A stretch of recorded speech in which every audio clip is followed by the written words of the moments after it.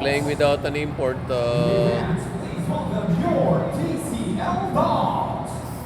really no, it's really a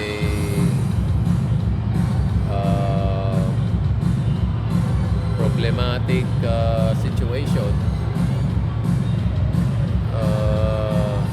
We tried our best to bring in an import for this game, no? Even if it's really a close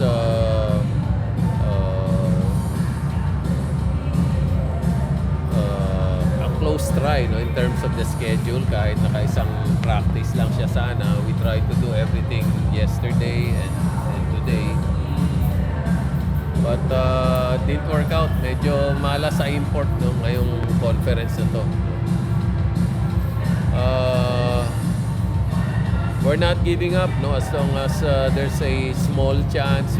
We'll keep fighting, we'll keep playing, but I'm not really sure what we can do about imports on Saturday kasi ngayon lang namin nalaman hindi makakalaro yung import. So I don't know if we can bring in anybody by Saturday, including all the documentation and the certification, the permits. We will prepare to play without an import on Saturday, but at the same time we will try to bring somebody in kung meron man makukuha. Etong si Jordan, kaya lang namin to naparating ng maaga kasi galing lang ng Taiwan most other imports will come from the US or somewhere na mas mahirap yung schedule ng flights.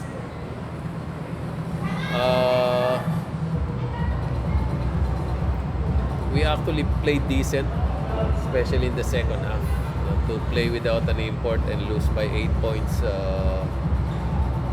falling behind by 21 points in the first half.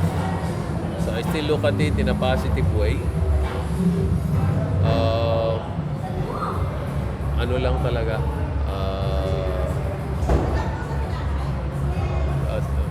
didn't fall our way. The chips didn't fall our way, so we just have to bite the bullet.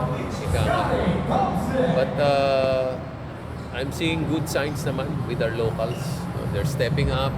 They're giving their best. They're trying to fight it out. So to me, that's the silver lining, no, dito sa sitwasyon namin.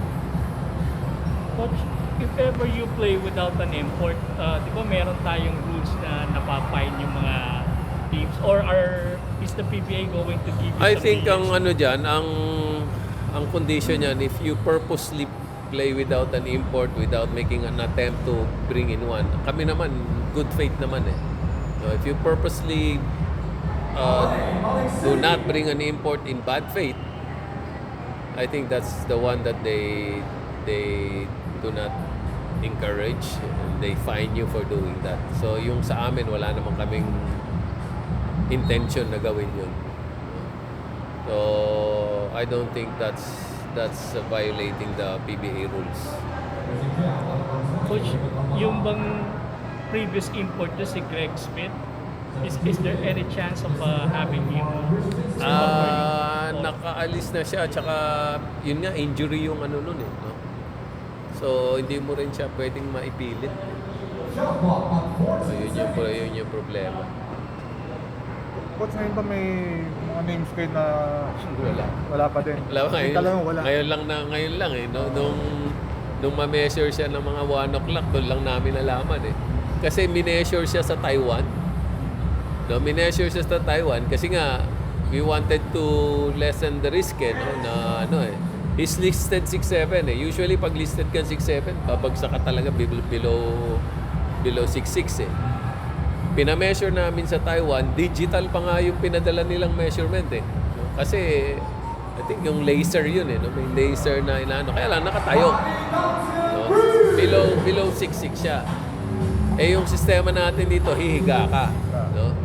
So, one reason we gambled on him was we asked somebody to measure him in Taiwan.